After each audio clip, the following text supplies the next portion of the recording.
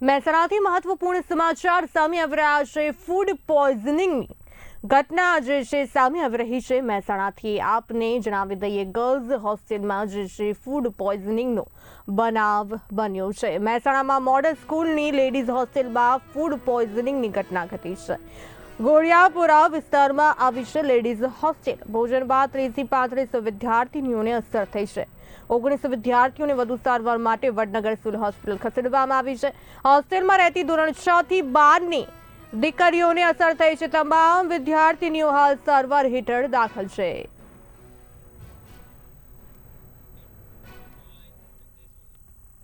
આ સાથે વધુ માહિતી આપવા માટે અમારા સંવાદદાતા સંજય સોની જોડાઈ ચૂક્યા છે લાઈન પર।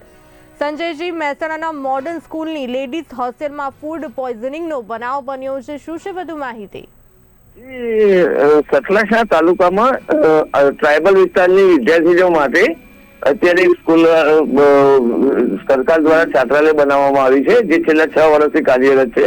અને એ કસ્તુરબા ગાંધી વિદ્યાલયની જે છાત્રાલય છે તેમાં લગભગ 125 થી વધારે દીકરીઓ રહી અને અભ્યાસ કરે છે અને ત્યાં હોસ્ટેલમાં જ રહે છે।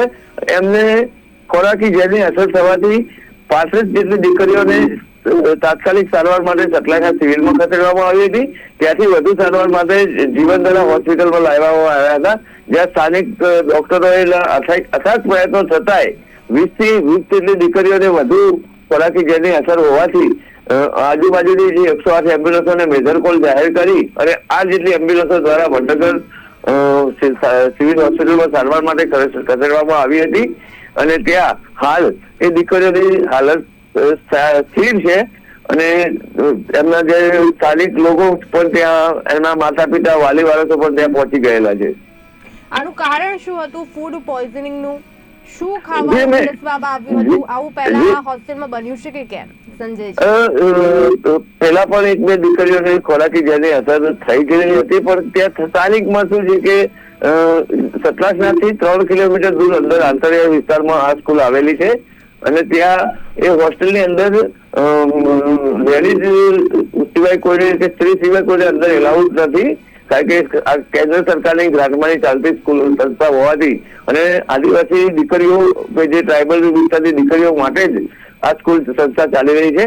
પણ એવું જાણવા મળ્યું છે કે જે હોસ્ટેલના વોર્ડન હતા દીપિકાબેન પટેલ, એ કાલે રજા ઉપર હતા અને એમને મહેસાણા એમના વતનમાં ગયેલા હતા અને એક જ બેન હતા અને આ દીકરીઓ જમ્યા પછી નાતાલનો પ્રોગ્રામ હતો તો સ્પીકર ઉપર કઈ ગીતો વગાડતા હતા, એ વખતે આ બનાવ બન્યો હતો। એટલે તાત્કાલિક અસરથી એમને અત્યારે તો બધાની દીકરીઓને સ્થાયી હાલત સ્થિર છે, પરંતુ આમાં તપાસનો વિષય એ છે કે શું ખાવાથી થયું એ હજુ સુધી જાણવા મળ્યું નથી। જી સંજયજી, સમગ્ર વિગત આપવા બદલ આપનો આભાર।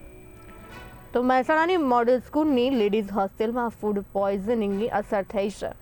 ભોજન બાદ 30 થી 35 વિદ્યાર્થીઓની અસર પહોંચી હતી। હાલ આ વિદ્યાર્થીઓની હાલત સ્થિર છે।